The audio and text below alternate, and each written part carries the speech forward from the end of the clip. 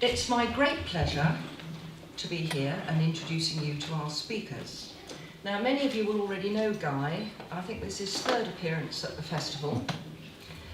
The reason for this is he writes on so many different subjects. The first year he came to us, he did a wonderful talk on the Map and Lucia, the E.F. Benson books. And he's written 3 Map and Lucia books, which are all absolutely wonderful. So if you haven't got them, please get them now. Okay, he's also written about cricket, which I thoroughly enjoyed that book. And he also writes about finance. And at this festival, he has hosted 2 Map and Lucia parties for us. Now, he has so many personalities that I'm waiting next year for him to appear on the Mills and Boon list, and then we can ask him to come and talk about romance as well. Anyway, he's a totally different hat on today. He's written his first crime novel, and he's going to talk to us about it. Now, Hugh Fraser, I am sure, is instantly recognisable to most of you here, as Captain Hastings in the Poirot series, of course. Though I have to say I have very fond memories of him in a film, Patriot Games, which is one of my favourite films, in which he appeared with Harrison Ford. He's still my beating heart. And I've already tried to get a good bit of gossip out of Hugh already, but he's been very clever, not saying very much. Anyway, he's written a novel called Harm. There's also a follow-up to it called Hurt, so there seems to be a pattern here. Threat. Sorry. Okay, I shall now go and languish in obscurity somewhere. So they're both known, both our speakers are known for other things, but today they are both here as crime writers. Right, so I'm going to get the ball rolling. I'll start with you first, Guy, if that's all right. Now, the obvious question of this book has a golden age slant to it. Most of it is modern. Excuse me, Elaine, it's very hard to hear at the back here. Is that better? That's much better. Right, okay. What made you choose to write about the golden age in your book? Well, it's a very good question. I've always loved the golden age because I grew up on it. I started reading people like Dorothy Sayers and Niall Marsh when I was in my very early teens. And I would love to write period detective novels, just as my Map and Lucia books, of course, are period. But period is really quite difficult, and so I decided then to set a book in the modern era, but write it in the style and spirit of the golden age. So we have what I hope is the best of both worlds. So they are modern day stories set in Hampstead in North London, but they're written, I hope, very much in the style and spirit of people like Niall Marsh and Marjorie Anningham, the sort of writers I admire. The one problem that does bring, and we can talk about this perhaps more later, is that of course in the modern age you have all these pesky things like DNA to worry about, which Niall Marsh would never even have heard of. How difficult or easy was it for you to sort of find your crime voice? Because you have a voice, as I've already said, for the Map and Lucia, your own voice for cricket and finances. How did you get your crime hat, your crime voice? Where did it come from? Again, it's a very good question. I'm not sure that a writer can have completely different voices. I don't think that works very well. I think they've all got to be variants of the same one. But it is interesting. I've just finished the second one, which is called Miss Christie Regrets, and as the title suggests, actually features Agatha Christie as a real character. And just reading it back at the proof stage, which I've been doing over the last week or so, it is, I think, subtly different in style and in writing to this one. But I don't think my voice is that different. I think that's the beauty of writing in the spirit of the golden age. I mean, somebody like Niall Marsh isn't that stylistically different from someone like E.F. Benson. Might be a controversial thing to say. I disagree with you. Okay, it is controversial. Okay, so what guided you in your choice of detectives? You've got your modern detectives. Yes, again, I have to say one of them, is it Tom, is not entirely a charming character, I don't think. No, well, it's interesting. I did make the decision very early on. I have to make a confession, I don't read very much modern crime fiction. I take an awful lot of it out of the library or get it from a bookshop, and I read the first chapter and discard it because I think, oh dear, yet another damaged detective with an alcohol problem and a broken marriage. And I know what the ending is going to be. It's going to be a confrontation in a deserted warehouse with the criminal, and his radio isn't working and his phone isn't working, and one of the team gets killed at some stage. And I just wanted to break away from this formulaic approach. So I thought I wouldn't have one detective, I'd have a team. They would, as far as I could make them so, they would be likeable characters, you would care about what happened to them, and the story genuinely develops from one book to the next. But to answer your question, like all novelists, they're a composite of different people. I think one of the characters, Peter Collins, is probably the more eccentric parts of my character, plus a heavy dose of your Peter Wimsey, who also features in this book. The lead detective, Simon Collison, is probably a composite again of me, and maybe Dalgleish, the P.D. James detective, and I think also Rory Allen, or Aline, however you want to pronounce it, from Naya Marsh. One of the detectives, I'm not saying which one, is based on a real life person, although obviously with novelistic embellishments. And the other one is really a composite of what I just thought the really good traditional police officer should be. The one that Elaine's referred to, a character called Tom Allen, is quite unpleasant at times during the book, but I have to say one of the things which the subsequent books do is they fill in quite a lot of backstory. And you do start to understand Tom Allen in a lot more depth in the next that's book. good, because he just seemed a little bit... Yeah. Okay, he got chucked off the case, but even so, I felt he interfered rather a lot and was not very helpful. Police politics. There's also, by the way, a love triangle within within the team. Yeah, but there are no mavericks in this. Is there a maverick detective? Not apart really. from Tom Allen. Not right. Okay, fine. Now, why Hampstead? Wish fulfillment, basically. I've always wanted to live in Hampstead but never been able to afford it. It's a wonderful opportunity for me to create an alternative fictional universe in which I can tramp the streets of Hampstead. No, I mean it is a very beautiful location. Those of you who know London know Hampstead, and I think hopefully Hampstead can be to this team what Hastings was to Foyle or what Oxford was to Morse. I think it's a beautiful area, and it's full of the most wonderful eccentric characters, which of course is grist to the novelist's mill. How do you see the series playing out, Guy? Are you planning several, or are you going to see how they go? No, I'm planning to write at least 6 or 7, and I'm planning to do them at roughly 6-month intervals. I've just finished the second, which will be published in January, which is the Agatha Christie one. The third one I've just started writing, and provisionally features murder at a crime writers' convention. And either number 4 or number 5, I haven't quite made up my mind yet, will actually be a classic locked room mystery. So I've sort of got the first 4 or 5 planned. So you're going to have one published next year, probably just in time for the Felixstowe Book Festival. Well, perhaps even better than that. Cunning plan, you said. Well, the thought is that the Agatha Christie one might be published in January, which is the anniversary of her death. Yes. But we might actually have the third one ready just in time to be launched at the Felixstowe Festival. Okay. So watch this space. All right, well, we'll discuss that later, but then we'll see. In this book, you've got the section which is very much Wimsey and Harriet Vane, which I felt myself personally, because I'm extremely fond of those characters, was the best part of the book. Oh, thank you. I really enjoyed it. Police procedure in a lot of crime books and whatever, it remained basically the same. But this, in the middle, came as a rather charming surprise, and it lightened the book up. I really enjoyed it. You presumably love Lord Peter Wimsey and Harriet Vane. Yes, I grew up on it. I was explaining at the tea parties yesterday. I think a novelist's real challenge is to create an alternative world and to invite the reader into that world. And if you do it really well, the world stays with the reader after they've read the book. And the 2 writers that have really done that for me over the ages, one of them obviously E.F. Benson with the wonderful Map and Lucia universe, but the other one was always the world of Lord Peter Wimsey. And I read most of them for the first time when I was about 12 or 13, and I can remember as I got older, as I got to the grand old age of 18 or 19, I started to discover that in real life people didn't actually have manservants, or drive the gondolas, or have a flat in the Albany. I was extremely disappointed. Yeah, I know, yes. Everyone should have a manservant. Okay, now Hugh, the obvious answer I have to ask here is what made you decide to become a crime writer? Because I have to say that this book is extremely fast-paced. It never lets up. It's full of the most gory, perhaps that's the wrong word, but it's pretty gritty, let's put it that way. And as I was reading it, I kept thinking, this doesn't sound like Hugh Fraser. And I thought, but Hugh Fraser's an actor, I don't know him, so why am I saying this? So What made you decide to write a crime thriller?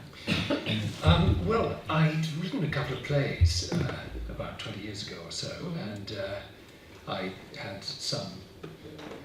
Well, they were accepted by management, but it never went on in the end. After a lot of coming and going and toing and froing, and I decided I wanted to try and write prose, and I took a course with Guardian UEA, a short story course, and which I wanted really a situation in which I had to come up with something. I needed deadlines to actually get stuff finished rather than just doodling endlessly with different ideas.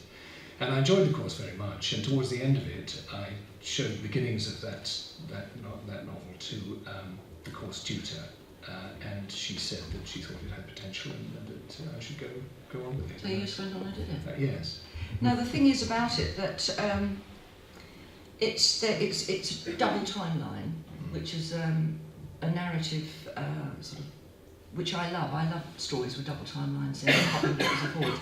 But you've chosen here. It starts in Mexico in 1974, where we meet the heroine, for want of a better word, and then we learn about her childhood back in the slums of the 1950s, which sounds pretty horrific. What made you choose those 2 dates? Well, Mexico in 1974 was the height of the drug trade, and there was an enormous explosion because cocaine became very fashionable and used a lot in the United States. And so the Mexican drug trade kind of exploded. It was also President Nixon's war on drugs, which was a very public effort to clamp down on the trade. So there was a great deal of friction, tension, police activity, drug enforcement agency activity, and the emergence of these drug barons, basically, who became incredibly powerful over that period. And the 1956 period in London was really a result of my affection for the photographs of Roger Main and Bert Hardy, who documented the deprived areas in the inner cities in the 40s and 50s. Yeah. And also my own experience growing up in Birmingham, where I used to travel to school on a bus through Aston and Lozells, which were very deprived areas. And I would see, children with no shoes, children with rickets, and really that kind of pre-welfare state. Although the welfare state was in place, it wasn't anywhere near as supportive as it is now. And it was very, very sad to see such deprivation, back-to-back houses, the privy and the water pump, the standpipe in between the two rows of houses. And people living thoroughly miserable lives with very little prospect of getting out of it. And of course crime. Also I lived myself in Notting Hill, where her background is set, in the early 60s when I was at drama school. And was very aware of that kind of poverty. This was before the building of the high-rises and the redevelopments, the slum clearances basically. And also very aware of the criminality in the area. You were very aware of the fact that there were dangerous-looking people sitting in pubs in groups and, protection rackets. Well, I lived around King's Cross area in the early 50s in London, and that was a bit rough, and you were regarded as being well off if you lived in one of the Peabody Buildings blocks that were there. Yes. So I'm not saying I lived in a poverty-stricken childhood. I didn't. I was much better off than this. But I can sort of understand, and when I read it, it struck a code of familiarity. But your heroine, her sort of character, and obviously what she grew up into, was obviously forged. Well, indeed. From those circumstances. Yes, I mean she becomes a killer, and she's a contract killer when we meet her in Mexico on an assignment. Which kind of goes pear-shaped and gets very complicated and very dangerous. Back in 1956, she's 15 and she's growing. Her mother is alcoholic. The father, who's a criminal, has left with a young girl, left them really in the lurch. She's struggling to support her younger sister and brother, and she's raped by a criminal, gangster who has some hold over the family. And then when he turns his attention to her younger sister, she kills him, and that takes her into a kind of web of killing and betrayal and revenge and all of that, and she simply can't get out of it. I have to say that section, the bit that I had to sort of smile with which the sort of the gay insouciance which the neighbours all turned up and said, "Oh, we've got to dump his body," and they produced a pram and put him in a pram and took him to the local dump. And I have to say, I thought it was a fitting end for him. But they just sort of, it was like, can I borrow a cup of sugar? You know, I thought that was really good. Now, I've got a question here. How much research did you do in preparation for Harm? Now, bearing what's in the book, I hope you did very little. Well, I mean, I use that fantastic facility, which is the internet. Yes. And Google Earth. I've never been to Mexico, but no, I did a lot of reading about the drug trade and drug wars and smuggling and all of that sort of stuff, and indeed a lot of reading about Notting Hill in the 50s, and illegal drinking. Because it's not the posh area it is now. No, indeed. I mean, funnily enough, I mentioned I lived in Westbourne Park Road, just above the El Rio Club. Which featured in the Christine Keeler, Mandy Rice Davis scandal. And a few doors up there was a greasy spoon calf that we used to occasionally get a bacon sandwich in. We used to say hello to that man. And years later, I was working on a film and I saw him as he was one of the location caterers. And I said, "Oh, hi." He said, "Oh, yeah, I remember you."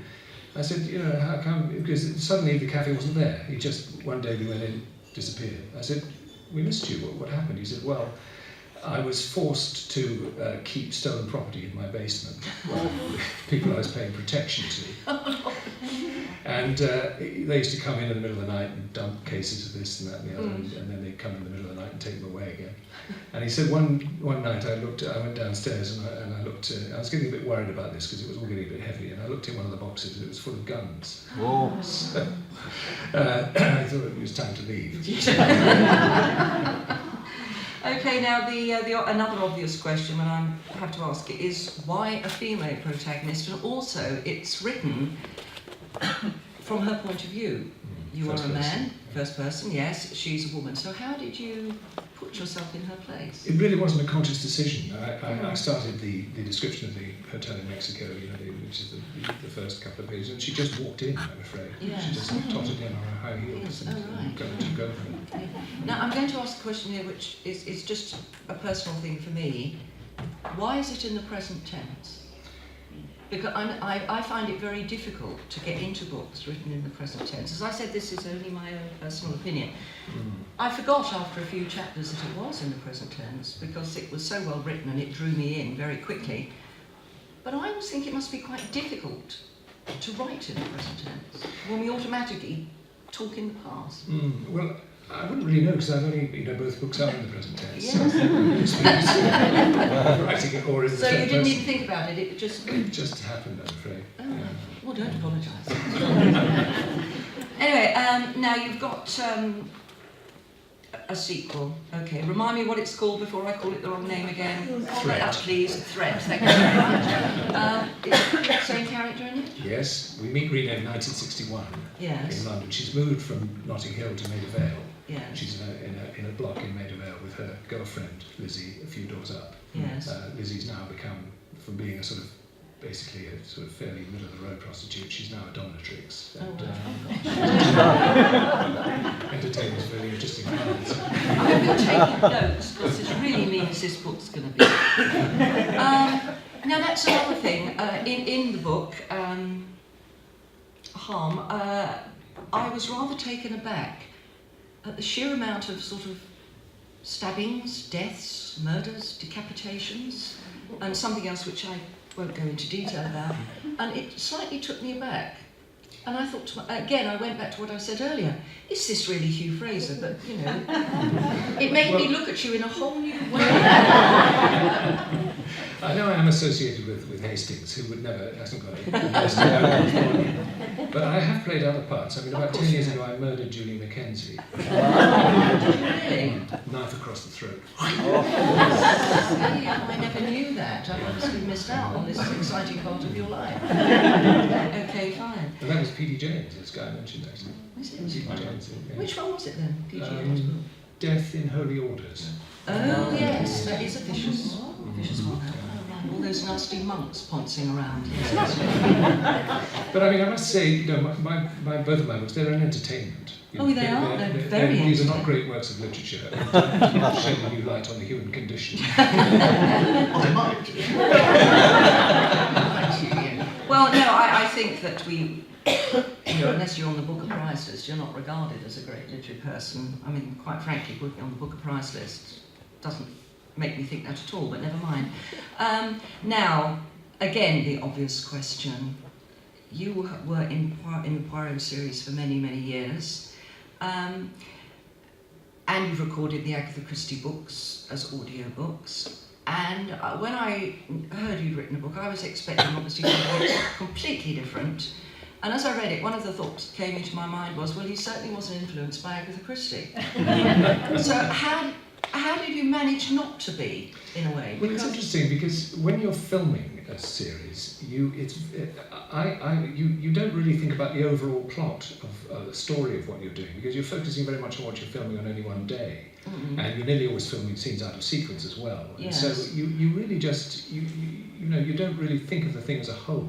Yes. Having said that, when I came to do them as audiobooks, I really did see them as a whole, because I had to appreciate the whole story and also get very much into the red herrings and the plot twists and all the rest of it.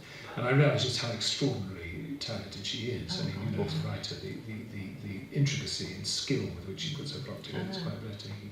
And the other thing I became aware of was the enormous number of characters that she creates. You know, each one of them incredibly clearly defined. From the purple-faced major ranting in the living room to the adenoidal maid who opens the door to the visitors. You're always incredibly dim and stupid, weren't yes, you? Yes, but she'll tell you that in a couple of lines, or a couple of words even. Yeah, she's quite often, people say she creates cardboard characters, which I totally disagree with. She can get a character in one sentence, as you just said. No, I mean, I wish I had been influenced by the crime writer who's outsold the Bible. And yes. it would have been very handy, but unfortunately, my books are a little darker, considerably darker, in fact. Well, I have to say though that when I first started it, and the head in the bed threw me a bit straight away in the first couple of chapters. I will say no more. I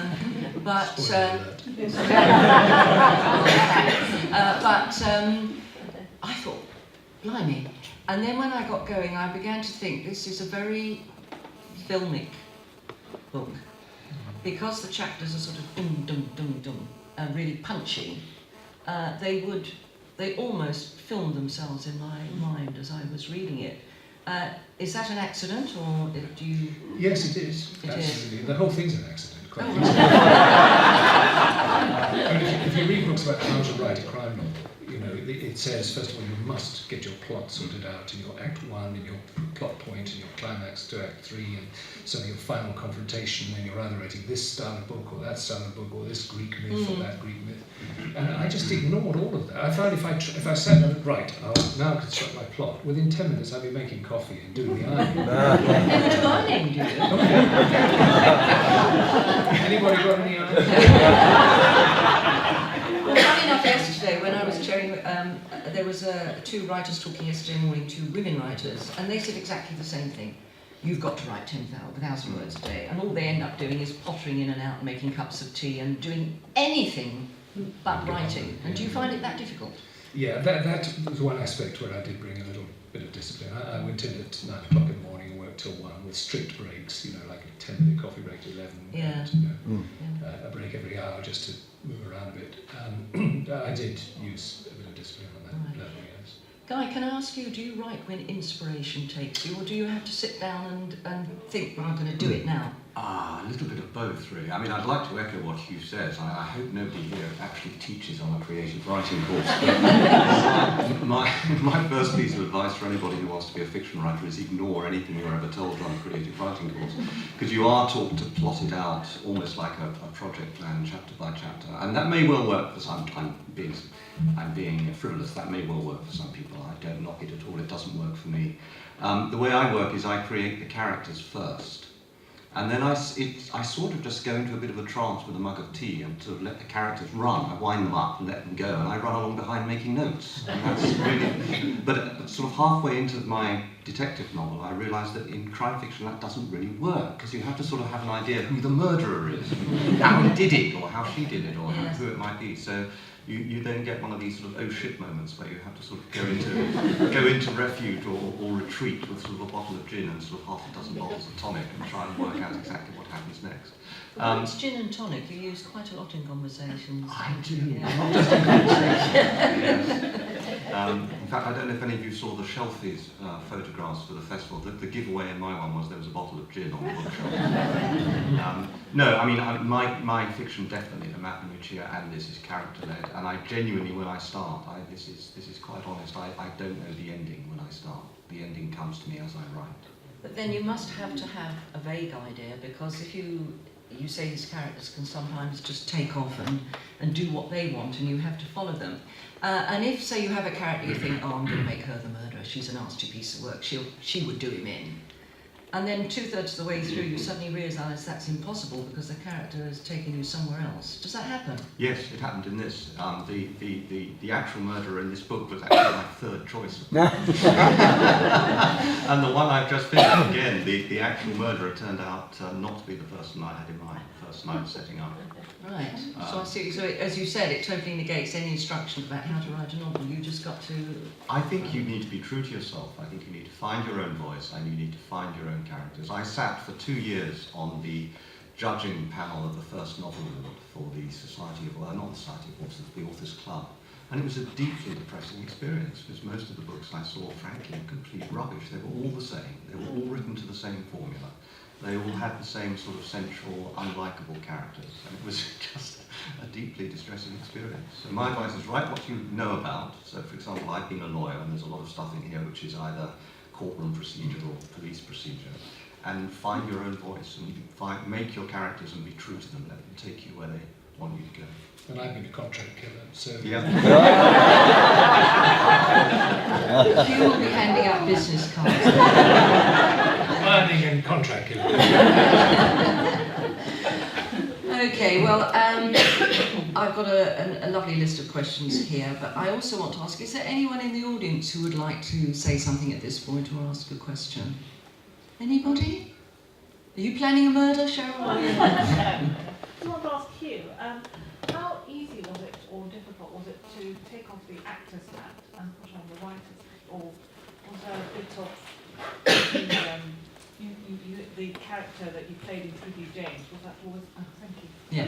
Was that always there? Oh, I think so, yes. I mean, I've played various dark characters over the years. I think one sort of common thing perhaps you have between writing and acting is that, excuse me, as an actor, your access to the character starts when you read the script. You know, the script arrives and you look at it, and you're just looking at dialogue. You're looking and so you build a feeling for the character through what they say. And I think that might enable you to write dialogue more easily when you come to try to write, perhaps if you've worked as an actor. So I think there is a slight crossover there. But otherwise, I didn't really think in terms of, right, I'm now stopping being an actor, I'm now going to be a writer. You know, it's just kind of what I was doing at any particular time, really. And during the writing of both books, I did acting gigs as well. You know, quite lengthy ones in some cases. So I would suspend operations on the writing and go and earn some money apart from anything else. I didn't really feel there was that much of a transition going on. I have to ask a question. I mentioned this before, and I warned you I was going to ask this. One of my all-time favourite films, in which you had a large part, was Patriot Games. As I said, in which you appeared with Harrison Ford. And I'm going to give away the villain, because the film's about, what, 25 years old now? So really, if you haven't seen it by now, well, you know, look at it. Hugh played an extremely aristocratic person, when good casting. But he was the villain. Because it was a Hollywood film and he was frightfully British, he had, of course, to be the villain. And he was in cahoots with, I presume, what was the IRA. And I wanted to know, I've always wanted to know, and now you're here, I'm going to ask you, why were you the villain? There was absolutely no backstory as to why you were a baddie. No, indeed, there wasn't. And in fact, I asked that question of the producer and the director when I got the job, and they just said, well, we don't know, there's nothing in the book.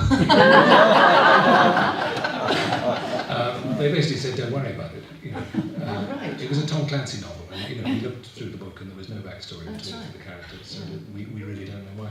I had an idea that he might have been an absentee landlord family in Ireland who maybe been persecuted by the IRA, maybe members of the family have been murdered or something, but no, it wasn't specified. Right. You came to a very nasty end. I did indeed. Yes. Got shot in the knee by Harrison Thrown Ford. in a cellar, if I remember rightly. And then machine gunned. That's great fun. And he's still here. Funny enough, when they came to fit me for the charges, they put when you get shot, you Yeah. get these things fitted on you. And they had about 5 of them across my chest, and these old boys come in, you come on, I've just suited low and put these on you. And he said, don't look up. No, I mean, don't look down. Don't look down. I said, well, I'm like that when I get shot. I mean, I'm already looking down because I've just been shot in the knee and I've passed out. Well, you're in trouble.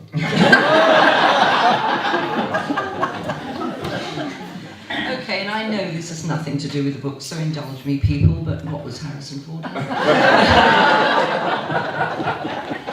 He was absolutely charming and entirely professional and really, really nice to work with. He's a really nice guy, very helpful, very friendly.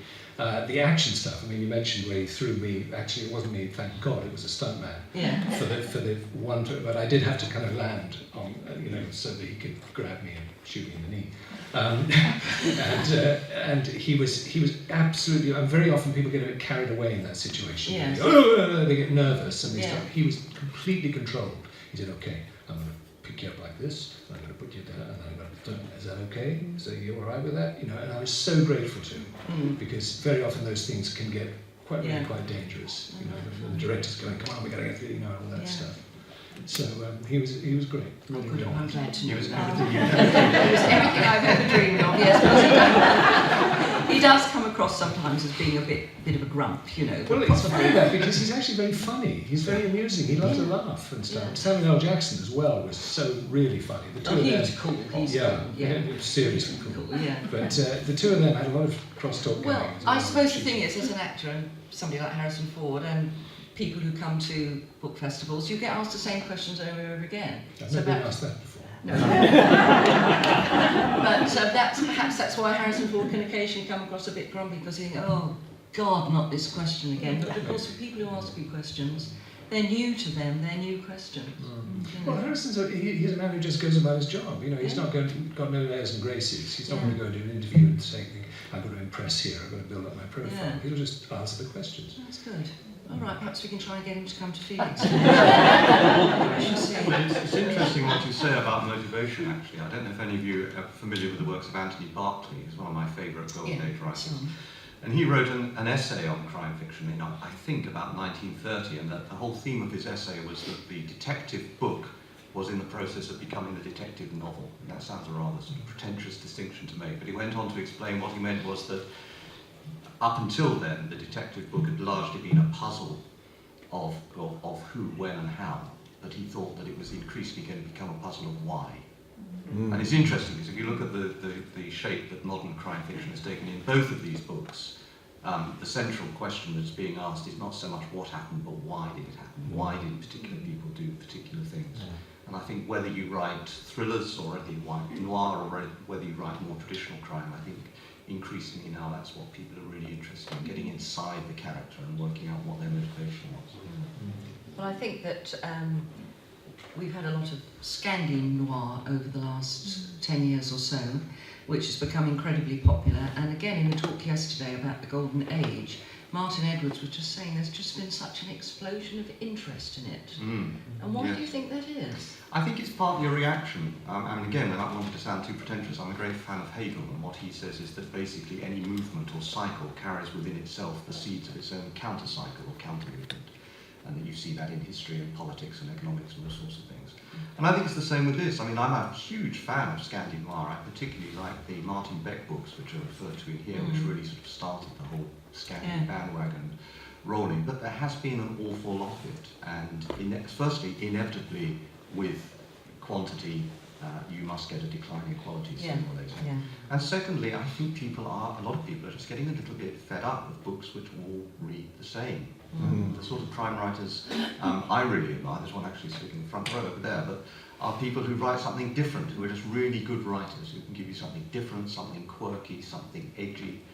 And I think that's the great challenge. So, you know, I point to people like Ruth Dugdale over there, Christopher Brookmeyer, Chris Fowler, Malcolm Price, people like that. People who can, it's a cracking good crime story, but it's different. It's well written and it's not formulaic, and you don't have these rather boring and sort of antipathetic central characters. Well, in the Scandinavian, you do find most of the detectives, they seem to be shambling wrecks, most of them, and as you said, dysfunctional, drunk, alcoholic, divorced, all practically everything that you could possibly get wrong with them, they've got wrong with them. And I sometimes think, why can't you just have a straightforward detective? It's a normal human condition, isn't it? Yes. Well, I mean, in a sense, of course, it does have roots in reality. I mean, being a police officer is a very stressful occupation. You do get to see some really horrible things. And if any of you know anything about the way stress works, somebody can behave completely normally for a long time, sometimes for years, and then some random little trigger, might be something completely unconnected, it just makes a random connection, can result in some sort of complete breakdown. And they do have to work long hours, and it is a hard drinking profession. But I think, you know, there's a trade-off you can make, there's a compromise you can make between the two. I do think the risk you run as a writer is if you create a character who, no matter how lifelike, is completely unlikable, it's very difficult to draw your reader in because they just don't care. Well, you know, why should they turn the page if they don't care about what happens to the character? Do you think, Hugh, that people will like your main character? I hope so. I did. Very good. I started off thinking... Precisely because you understand why. Yes. But then once you understand the background and her childhood, you then begin to empathise with her more. Yes. And I think in the second book you see her having a lot of concern for her younger sister. Yes, that was very clear. And also for another young woman, various young women in fact, who are in trouble. So hopefully. But she does say at one point, I think it's in Harm, that she actually likes crime because it has a definite, was it a stark silhouette and a great buzz? You know, she does enjoy what she does, and clearly she could get out of it if she wanted to. Yes. I mean, people do leave that life. Yes. So she does have an element to, but also she, you know, I think she has a certain amount of respect for the code of respect that goes with that life. Yeah, she's not indiscriminate, so No. if that's a silly thing to say, she doesn't just go around killing people randomly. No. Well, if she gets a commission, she makes sure she doesn't know the ins and outs of it. She just she says, "Tell me the minimum." It's a job. Yeah, it's a job. She's going to do it, collect the money, and that's it. She's very principled, she only does it for money. Well, yes, she doesn't do it except for the initial murder that started her off. She doesn't do it for revenge or anything like that, as you said. She does it because it's a job. She's asked to do it, or whatever. Yes. Now, I found that by the end of the book, I was feeling sympathetic towards her, but I just wondered if people would find her likeable. Yes. But I think by giving her the background, you do realise from where it all came.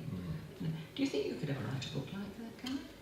No, I don't think I could. Not that I don't admire them, it's just I think it's quite a long way away from my natural style. And as I said, I think as a writer it's quite difficult to write different types of books as a writer. So I think whatever I have written, I have the same, well, I don't know how one would want to describe it, but the same slightly wry, perhaps occasionally slightly bitchy style. I do like working humour into my writing, for example. And I Too think, much you know, Map and Lucia. yes, I think so. Too much Map and Lucia at an early age. I think. So no, I don't think I could. What you ought to do, actually, which I would love, is for you to have a murder book in which Matt kills Lucia, or she's found in the drawing with a knitting needle through her or something. Yes. Well, we've got Agatha Christie in the next one. We have, yes. And everyone in Tilling is under suspicion. Well, E.F. Benson did actually write a courtroom drama, didn't he? I'm just struggling to remember what it was called for a moment. But the second one is called Miss Christie Regrets, and it does actually feature Agatha Christie as a historical character, and that will be out in January. That's interesting because, as you know, Nicola Upson's written some books featuring Josephine Tay. Yes. Do you think it's a good thing to actually have a real person that as a character in a book? From a legal point of view, it's a very safe thing. Because if you try to work Hercule Poirot into a book, you'll be sued by copyright lawyers left, right and centre, Yeah. whereas you can do what you like with real life characters. And of course it has the added advantage that, I don't know if you know this, you can't defame someone who's dead. Unless you happen to be in India and it's Mahatma Gandhi, because there's a special law about that. Oh, really? Yes, but in general you can say whatever you like about somebody. So you could be really nasty about Not that I am it. saying anything Yeah. nasty about Agatha Christie. I mean, the basic plot is that it's a cold case investigation from the 1930s, and it turns out that Agatha Christie would have actually been a key witness in this investigation. So it's a sort of, almost a little bit like a sort of Daughter of Time type historical Oh, right. Well, as I adore Agatha Since Christie, we've just so, mentioned Josephine Tey. yes, so I'm looking forward to that. Okay, now, there was a question that... There was another question over there, actually. oh, yes, I'm terribly sorry, yes. Yes, a question for Guy. How on earth do you turn out a book every 6 months? I'm extremely lucky. I mean, one of the great things about going to festivals like this, of course, is meeting other writers. And I know that other writers do rewrite their books a lot, sometimes even 5 or 6 times. I'm very, very lucky. What comes out first time onto the keyboard is pretty much what can go off to the printers. I mean, I edit it obviously for grammar and punctuation and continuity. In detective books, continuity is very difficult. And because of the way I write, I make lots of continuity mistakes. I have to go back and sort of even things up. But generally speaking, I don't need to rewrite. That's amazing. Do you have an... I mean, obviously you check it yourself, but do you have an editor who goes through it all as well? No, obviously there's an editor at the publisher that you deal with who goes through it once you've read it. But again, I've been very lucky. Nobody has yet asked to see anything before I've finished. So it's never been a case of send us 3 chapters and we'll see what we think. I think I have been very lucky with my choice of publishers. Are there any other questions? Yes, Ruth. Oh, good. Thank Less you. posh, we've never had Oh, that's posh. I was very fortunate to read Death in Profile before it was published, but it is so visual that when I saw the cover, I just thought that's exactly what I had in my head, which made me think that the world that's conjured would just translate perfectly to TV or film. And of course, Hugh, you're an actor. You work with the visual. You must be all the time thinking in terms of how actors look or how a scene will look. So I'd like to ask both of you, if your book's translated to TV or film, who would play your main protagonist? I'm going to cheat. I'm going to nominate Hugh. There's a character in my book, one of my great literary heroes is a writer probably none of you have ever heard of, called Derek Raymond, who was very active. He really invented this whole Brit Noir and Scandi Noir about 20 years early. He was writing in the 60s, and his books are very, very edgy, very quirky. And his superior is a man who's only ever referred to as the voice, because he just hears this, he rings up on the telephone and tells him what to do. And he's clearly a very senior officer of Scotland Yard. And so I had this idea of creating the Assistant Commissioner of Crime, the ACC, and you never actually find out his name. He's only ever referred to as the ACC. And I think this very distinguished would be a perfect choice for the ACC. Sounds like Charlie's Angels. Well, thank you. I look forward to receiving the script. Well, in your I've book... got work here today, it's great. Well, in your book, Hugh, what part would you play? Because your protagonist is Well, female. I gave this some thought. There's a court scene at one point, and there's a very old and wizened judge Oh, right. who has about 3 lines. That would suit me fine. Actually, that brings me on to another point I'd forgotten about. The police in your book, back in the 50s, seemed to be really awful, Yeah. for want of another word, with their attitude towards people from the slums and their treatment. Yep. I found that a bit difficult to take, but I'm assuming it was correct. Well, I mean, it's fiction. You know, this Yeah. is not drawn from Obviously, definite yeah. sources. But I don't know whether you saw the G.F. Newman film, Law and Order, No, I didn't television watch that. in about the 80s. I remember it, yes. But it was caused an enormous scandal because the police were so dark and corrupt and absolutely revolting in it. Again, you know, personal experience. You were frightened of the police in the 50s. Yes. You really were. You know, they weren't as. Well, I think we politically are now, corrupt but as for they are different for reasons. different reasons, Yes. indeed. But you know, the Metropolitan Police have got a background of corruption, essentially.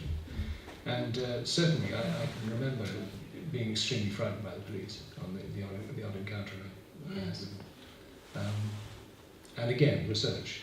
There's a book, the title escapes me, but there's an account by a police officer who was in Notting Hill in that time that I drew from. And how do you? I know Guy said he's got the next 5 or 6 books mapped out. How about you, Hugh? I wish I had. I mean, is this an ongoing series? You've started, you've got 2. I hope so. And do you feel you can keep it going? But you would like to? Yeah, I'd like to. Yes. Good. And because we'd be very interested to see her progression as she gets older.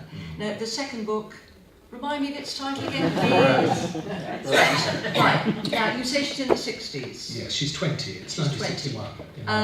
But then, presumably, you are leaping forward again? Yes, I'll go forward another few years. Another few years. And hopefully catch up with her in Mexico, and then even maybe go beyond. It's going to get a bit schizophrenic, isn't it, It is a bit, after all? yes. Well, I'm looking forward to reading it. In fact, I may even go and buy a copy straight away as soon as this is finished. There you go. We're getting very close to the end of this fascinating discussion. Has anybody got anything else they would like to ask? Anybody planning any murders would like to say Yeah, we were actually talking last night. We'd be particularly grateful for advice on how to dispose of a body. We're both agreed that's the really difficult bit. Killing somebody is relatively easy, but disposing of the body is the really difficult bit. Suggestion at the back. Motorways and civil works bridges. Yeah. Just make sure you're there with the cement when it's wet. Yes. Pig farms. Sorry? Pig farms. Yeah.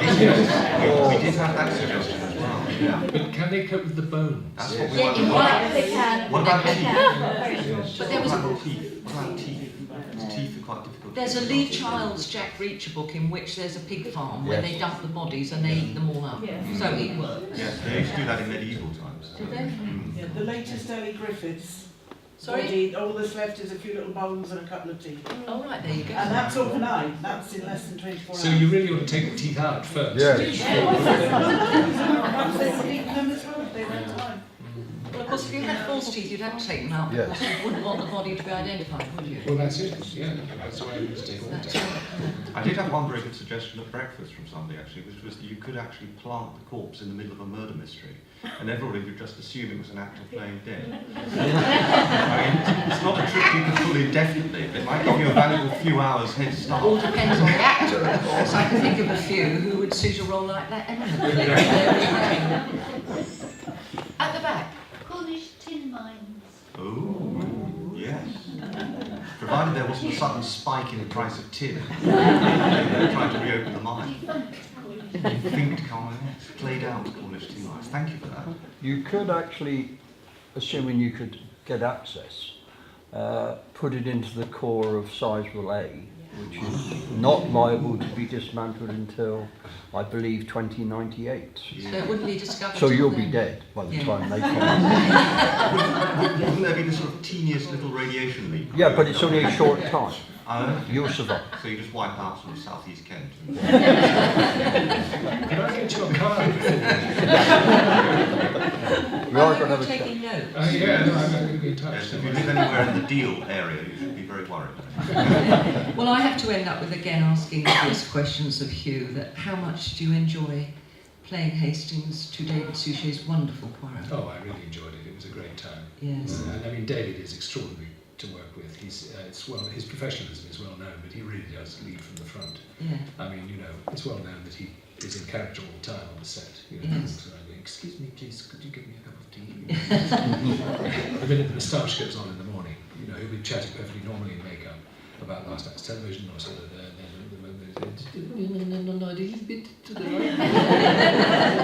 And then that's it for the day. But having said that, he's off duty. He's also very, very amusing. And he's got a very sense I of read his book Poirot and Me, and he came across as a really. It's very when you write a book about yourself, whether you mean to or not, your true character comes through. Particularly if you're writing diaries and they're published. And when I read that book, I thought, oh, he seems such a nice man. Yes, he really is. Yeah. Good. Oh, it's nice to have that confirmed, because, you know, sometimes you have this vision of somebody. You know, I mean, I have a vision of you walking around at home saying, "Good Lord." I know that's probably not true. But David's also a producer's dream, because he does everything so professionally. I mean, some of those summing up scenes at the end, you know, Oh, all yes. the suspects are gathered in the library, That's right. and Poirot goes around and then finally, you know, confronts the Yeah. murderer. They'd be 20, 25 pages long. Yes. And he'd come on the set, and once they just worked out the moves, he would do it in one take. I mean, Just like that. You know? yeah. And, No, it was a wonderful series. I was very sad when it came to an end. What was the last one? Was it Dead Man's Folly? The last Curtain. one? Curtain. Curtain, the last one in which Poirot dies, That's, oh yes, that was the final one. having killed the murderer. That's right. Didn't you know that?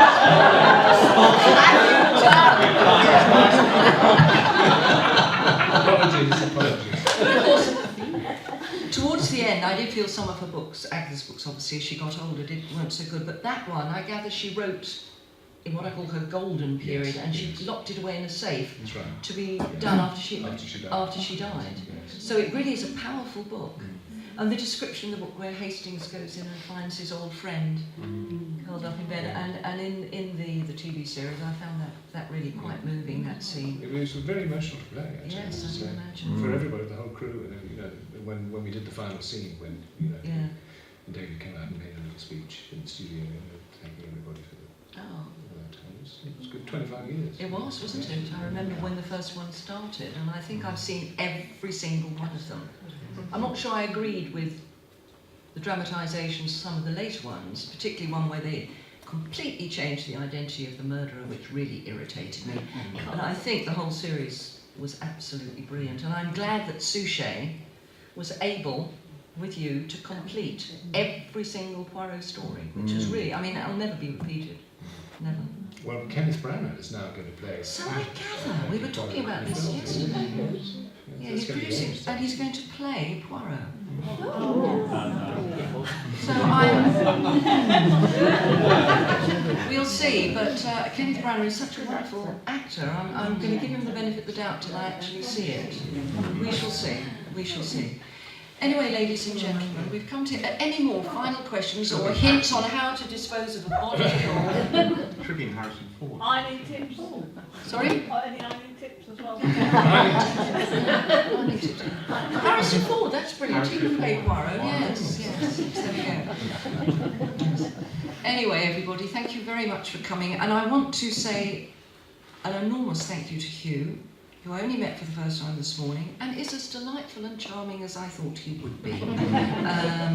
Grovel, grovel. And Guy, I know. Guy, on the other hand. I was about to say Guy is an old friend, but old sound, you know, but Guy has been such a stalwart supporter of the Felixstowe Festival since day one, and we are tremendously grateful to him, and also for all your tweets and Facebooks and everything sent him to the festival. You know, we're deeply grateful. And Hugh, if you could tweet a bit more about it, and tell David how wonderful we are as well, because I wouldn't mind having him along to give us a chat. You see, I have overarching ambition. And we are very grateful. So could I ask you, please, to give a huge round of applause for our two wonderful speakers.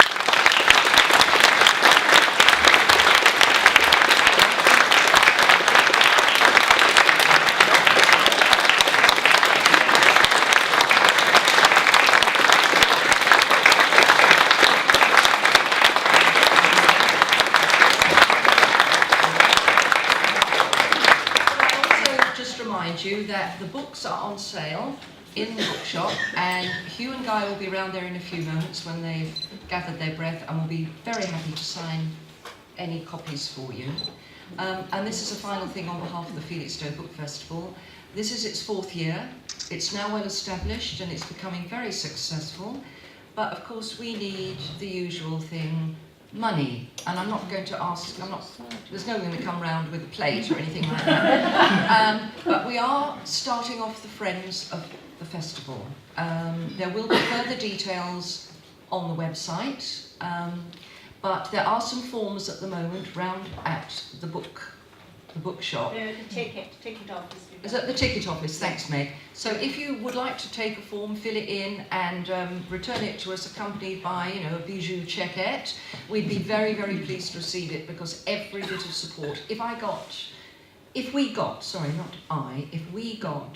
100 friends joining just in the next few weeks, it would make the most tremendous difference to the festival, because we are always short of money, and we endeavour and do our very best to try and pay our authors. But, you know, sometimes it's a very tricky thing. And as you know, some book festivals don't. And they're big festivals like Oxford and Hay who don't pay, which I think is absolutely atrocious. So, anyway, that's my polemic over, and thank you again. Could I strike a quick mercenary note of my own? Yes, you'll get paid, don't worry. I know that there are some of you who wanted to come to the Mapalucia tea parties yesterday but weren't able to because they were fully booked. If you were looking to buy the books, they are outside, and there is a special Brexit offer of all 3 for 20. Careful what you say. Don't be quick, because they go up to £22 at midday. As the pound continues crashes, to yeah. depreciate against the euro.